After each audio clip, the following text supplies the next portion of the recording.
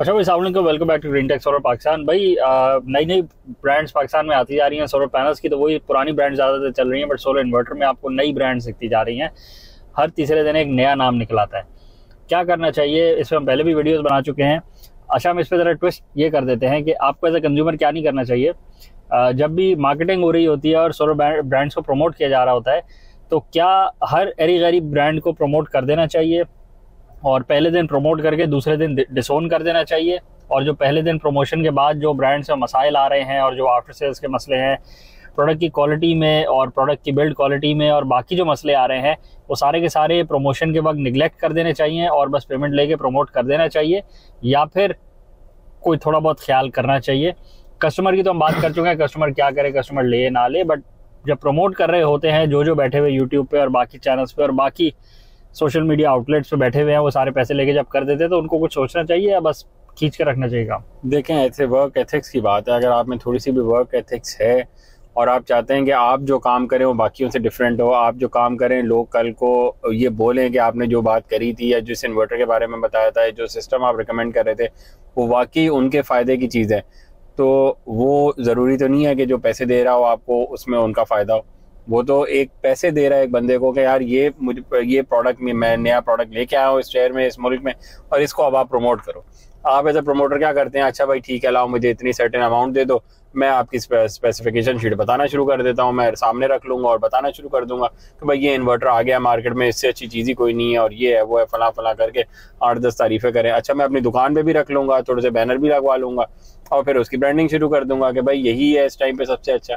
जो भी मुझसे पूछने आएगा 10 किलोवाट का कौन सा इन्वर्टर चाहिए, मैं बोलूँगा यही अवेलेबल है, क्योंकि मुझे उसमें मार्जिन ज़्यादा बच रहा है या मुझे वो एक्स्ट्रा पेमेंट कर रहे हैं। तो ये सिर्फ पाकिस्तान में तो नहीं हो रहा, ये तो हर जगह ही होता है, यही टैक्टिक होती है। चाइना में इतने ज़्यादा मैन्युफैक्चरर्स हैं, अगर आप उठ के भी चले जाएं, आपके पास थोड़े से भी पैसे पड़े हुए हैं, आप चाइना चले जाएं, आप वहाँ से किसी भी ब्रांड से बात कर लें, वो आपको एक कंटेनर भर के पाकिस्तान भेज देंगे। आप यहाँ पे थोड़े थोड़े पैसे देना शुरू करें सबको, आपका ब्रांड चल जाएगा। ऐसे में हो क्या रहा और है? 4 दिन बाद नहीं, फिर 4 दिन बाद क्या होता है जब उस प्रोडक्ट में मसले आते हैं या वो प्रोडक्ट जब फेल होना शुरू हो जाता है? आपने तो भेज दी ना, अब आपने नहीं देखा कि यार ये चलेगी भी कि नहीं चलेगी। अब उस दुकानदार जिससे आपने लिया है जाके, जब 2 महीने बाद कस्टमर ने ले तो लिया उससे, अब 2 महीने बाद जब इशू आया तो दुकान वाला भी कुछ नहीं कर पा रहा। दुकान वाले ने तो पैसे लिए थे उससे एडवर्टाइजमेंट करने के, और माल बेच के जो प्रॉफिट निकाला था वो भी ले लिया था। प्रमोशन वाले ने प्रमोशन के पैसे ले लिए थे। अब आगे उसका कोई प्रोडक्ट, उसका कोई पार्ट नहीं मिल रहा, उसकी कोई वारंटी क्लेम ही नहीं कर रहा, उसका कोई फोन ही नहीं उठा रहा, अगर कोई कुछ करेगा ही नहीं, तो ऐसे में आपको क्या फायदा होगा? आपको भी कोई फायदा नहीं होगा। नुकसान किस चीज का हो रहा है? आपने एक चीज के पैसे लगाए और आपको यही नहीं समझ आई कि यार ये हुआ क्या था। अच्छा, अगर पिछले 4-5 सालों का ट्रेंड देखें ना, तो ये 4-5 सालों में आप समझ जाएंगे, अगर आप वीडियोस भी देख रहे होंगे या आप सोलर मार्केट में दुकानों पे भी जा रहे होंगे, कि यार होता क्या है, एक साथ एक बल्क में सामान आता है, एक ही ब्रांडिंग होती है उसकी, एक ही ब्रांड से वो फेंक दिया जाता है मार्केट में, और वो शुरू हो जाते हैं कि यार बस इस टाइम पे यही इन्वर्टर। और ये सबसे ज़्यादा इन्वर्टर्स में हो रहा है। पैनल्स की अगर आप बात करें तो पैनल्स में ऐसा नहीं है, अल्लाह का शुक्र है, जो भी टॉप टियर के पैनल्स है ना, दे आर गुड इनफ के उसमें वारंटी क्लेम्स का इतना इशू नहीं होगा, अनलेस के वो C क्लास या B क्लास आपके हत्थे चढ़ जाए, वो एक अलग स्टोरी है। पर अगर पैनल जेन्युइन होगा तो आपने जिसका नाम भी नहीं सुना होगा ना, एग्जाम्पल के तौर पे एस्ट्रो लगा लें, या आप कोई और जिसका आपने नाम भी नहीं सुना होगा, जो पहले 5 कंपनीज में आ भी नहीं रहा होगा, वो भी इशू नहीं करेगा। जेड एंड शाइन का नाम ले ले, इस तरह के और बहुत सारे। उसमें आपके पास एक बेंचमार्क तो है ना, कि उसमें टियर 1 की लिस्ट है। हाँ। और उसकी एसजीएस सर्टिफिकेशन भी होती है, और उसमें फिर भी कोई डॉक्यूमेंटेशन है, उसमें फिर भी कोई तरीकेकार है कि जिसके थ्रू पैनल आ रहा है। और अगेन सबसे बड़ी बात यह है कि वो चाइनीज मैन्युफैक्चरर के नाम से ही आ रहा है, उसमें जो लोकल नामों से अपना बेच रहे हैं उसको भी अवॉइड करें। आपको कुछ पता नहीं लगता वो क्या बेच रहे हैं आपको, वो भी एक प्रॉब्लम है। जब तक आप चाइनीज मैन्युफैक्चरर के नाम पे रहते हैं तो उसमें चांसेस कम होते हैं कि आपके साथ धोखा होगा। जब आप लोकल नामों पे आ जाते हैं फिर तो एक चैप्टर नया खुल गया ना आपको पता क्या है ना उसको पता क्या है, बस जो बन के आ गया और जो उस पर स्टिकर लग गया वो है। और ऐसा भी नहीं है कि जो स्टिकर लग गया वो है, आपको कुछ और चाहिए तो स्टिकर चेंज हो जाएगा। स्टिकर की फैक्ट्रियां पाकिस्तान में बहुत लगी हुई हैं। इन्वर्टर्स में तो बनाने वाला कोई है और उस पर स्टिकर, जो उस पर नाम है वो आपसे पूछ लेता है ABC लिखवाना है या XYZ लिखवाना है या आबिद लिखवाना है या सलीम लिखवाना है, या जो भी लिखवाना है वो लिख देता है उस पर, और वो ब्रांड बन जाती है। सॉरी आपकी बात काटी। दूसरी बात ये भी है कि एक नई टैक्टिक भी आई है कि सोलर मैन्युफैक्चरर्स, ऐसा नहीं है कि पाकिस्तान में कोई नई नई ब्रांड्स लॉन्च हो रही हों और बड़े इंपोर्टर्स और बड़ी लॉन्चिंग कंपनीज आ गई हों। एक टैक्टिक ये भी है कि एक प्रोडक्ट को लॉन्च करें। मैंने एक प्रोडक्ट, एक इन्वर्टर को लॉन्च किया मार्केट में। लॉन्चिंग की टैक्टिक यही है, हर दुकान पे मेरा बोर्ड लगा होना चाहिए ABC के नाम का, हर सोशल मीडिया के चैनल पे मेरे ABC इन्वर्टर की प्रमोशन हो रही है, थोड़े थोड़े पैसे दे के यहाँ रख के मैं प्रमोट कर रहा हूँ कि ये देखो ये इन्वर्टर है, ये इन्वर्टर है, और हर दुकानदार को बोनस दें, इंसेंटिव दें, और वो आपका माल ऑफलोड कर रहा हूँ। साल गुजरेगा, उस इन्वर्टर के जो भी मसले आएंगे ना, उससे लेना देना मेरा कोई नहीं है।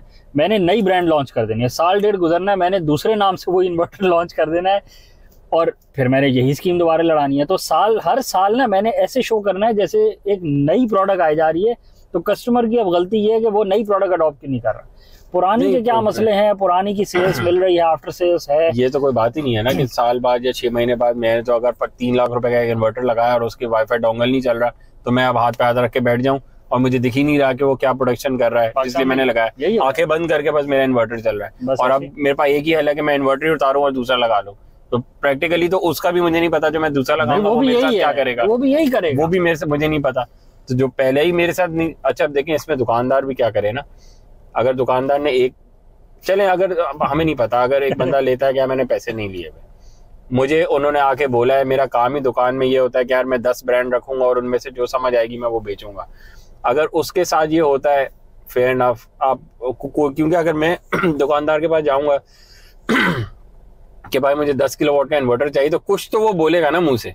ऐसा तो नहीं हो सकता ना कि वो मुंह से बोले ही ना कुछ कि यार मैं कोई भी नाम नहीं लेने वाला किसी का नाम तो बोलेगा। देखें दुकानदार से अभी हमारा मसला नहीं था, अभी तो हमारी बात हो रही है प्रमोशन। मैं एग्जांपल दे रहा हूँ ना कस्टमर के हिसाब से कि कस्टमर के साथ आखिर में क्या होने वाला है। तो अगर मैं किसी की चीज को प्रमोट कर रहा हूँ तो दो ही चीजें हो सकती है ना, या तो मैंने उससे पैसे ले लिए हैं, और या मैं वाकई दिल से मुझे ये प्रोडक्ट समझ ही बहुत आ गया है कि यार ये चीज अच्छी है मार्केट में और ये रिलायबल है और लोगों का इससे फायदा हो सकता है, इसमें नुकसान कम है या इसमें वारंटी क्लेम्स कब आ रहे हैं। ऐसे ही है ना भाई, आप जब आपके पास एक अथॉरिटी है, आपको एक टास्क मिली है, आपने दुकान खोली है और आप अब उसमें प्रोडक्ट बेचने बैठे हैं, तो आप प्रोडक्ट को प्रमोट कर रहे हैं, आपकी वाली बात है ना। जब कोई चल के आएगा तो आप कुछ तो बताएंगे ना उसको कि हाँ ये वाली प्रोडक्ट के ये मसले हैं और इस वाली प्रोडक्ट के ये मसले नहीं है, तो आप बताएंगे ना।